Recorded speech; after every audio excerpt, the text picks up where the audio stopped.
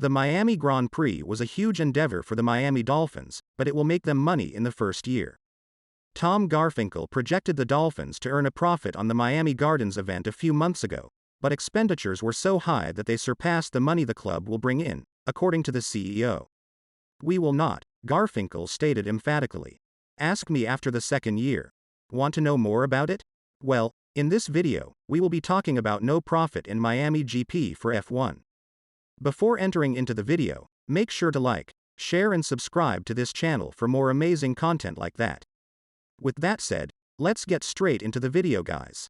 The Miami Dolphins and Formula One, F1, have reached an agreement with Miami Gardens to maintain the Miami Grand Prix, GP, on the premises of Hard Rock Stadium for the next 10 years.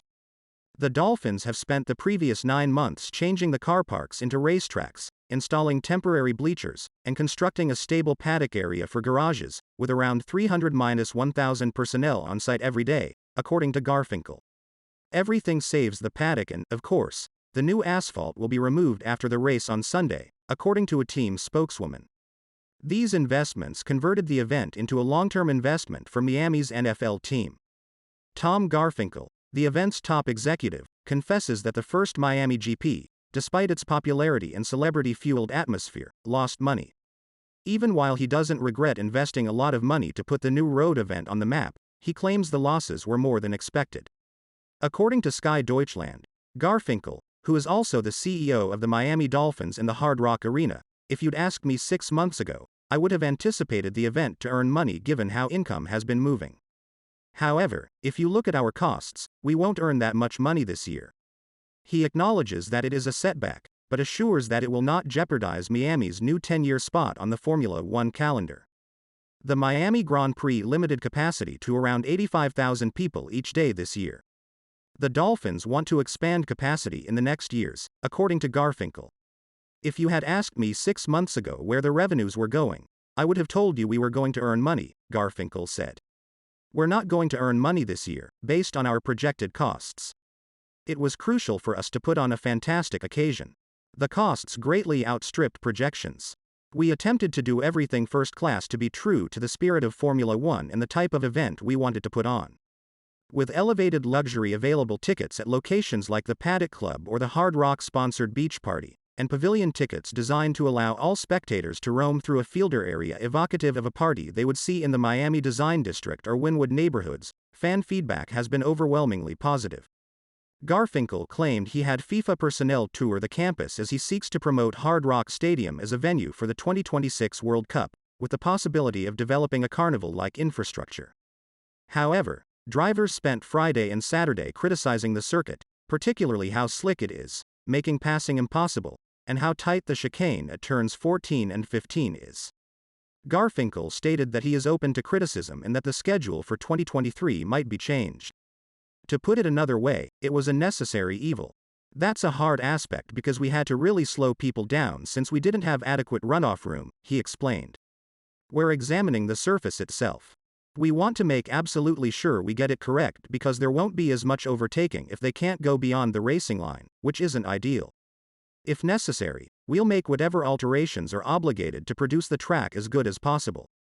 Sky Sports conducted an interview with former Duke Blue Devils standout Paolo Banchero, mistaking him for Kansas City Chiefs sensation Patrick Mahomes. It came to a close with all eyes on Florida's first Formula One race since 1959.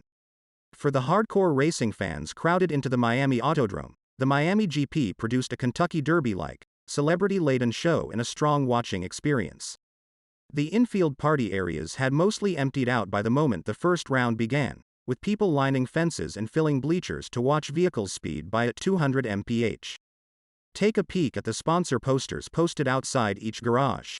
Each group has a Fortune 500 roster of sponsors and partners from across the world. Some of these businesses are technical partners, collaborating on product development with the teams.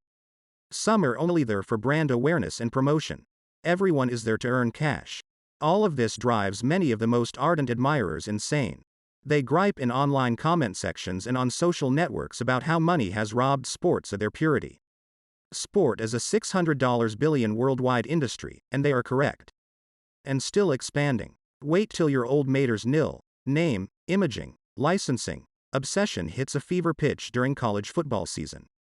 Soon, an unknown freshman quarterback will earn more nil money for playing 12 football matches than the university's provost or Nobel laureate professor.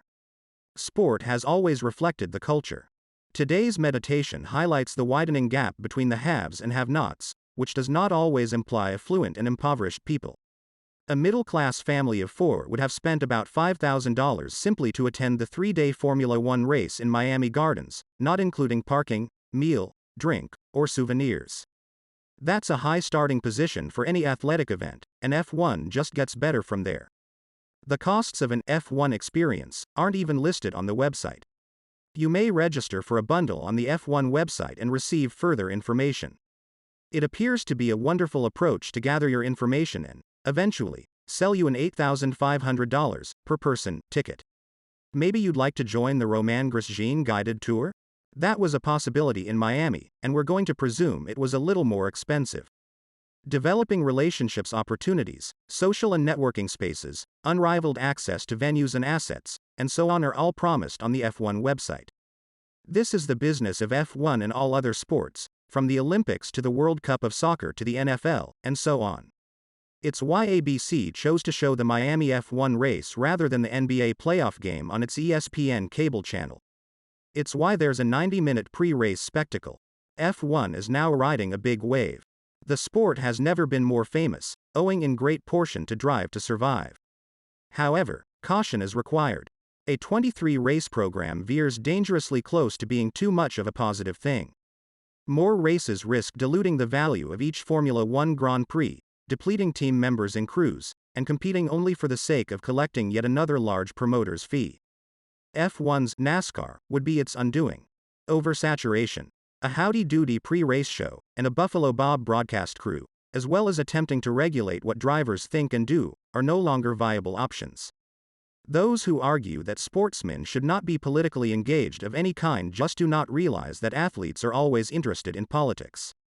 They draw attention to pressing social, cultural, environmental, and political concerns. They assist in the transition process. F1 drivers, maybe more than any other sports, enjoy the benefit of competing on a worldwide platform.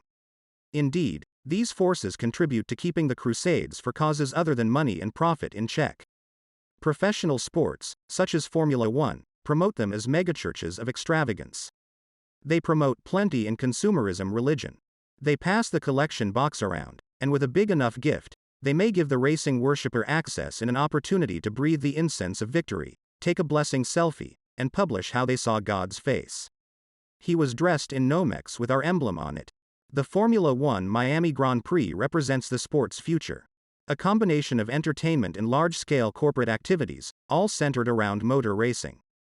However, if F1 does not find a way to close the gap between the haves and the have-nots, among those who participate in a World Championship Grand Prix for financial gain or whose only hope of seeing a race in person is a facility and a prayer, it will quickly realize that its business model is both a curse and a blessing. The once blind loyal will no longer have faith, as NASCAR has learned the hard way. Since their attempts to move the event elsewhere were rejected 3 years ago, Miami Estates, the largest Florida community with a mostly black population, has been anticipating the coming of this racing Super Bowl. In 2020, a group of people led by former Miami-Dade County Commissioner Betty Ferguson filed a racial discrimination lawsuit against Formula One, Hard Rock Stadium, the Dolphins, and former Miami-Dade Mayor Carlos Jimenez. Ferguson stated, "This is environmental racism. Just plain and simple." A recall election was held in May in order to eliminate council people who voted to host the event in Miami Gardens. The attempt fell short of gathering the required number of delegates to force a vote. Residents felt as though they had consented to a terrible bargain, one that offered only $5 million in public benefits and 5% of income to the city. Assume a total of $25 million. Furthermore, inhabitants of Miami Gardens will be bound by this agreement for the next 10 years, with F1 President Stefano Domenicali committing to leave a meaningful and enduring commitment for the people of the local community. Never mind that residents who have been wronged have promised to keep fighting. There's an undertone of scandal that links Miami to Sochi, Saudi Arabia, and other problematic F1 stopovers. So it's only natural that a Grand Prix would be held here.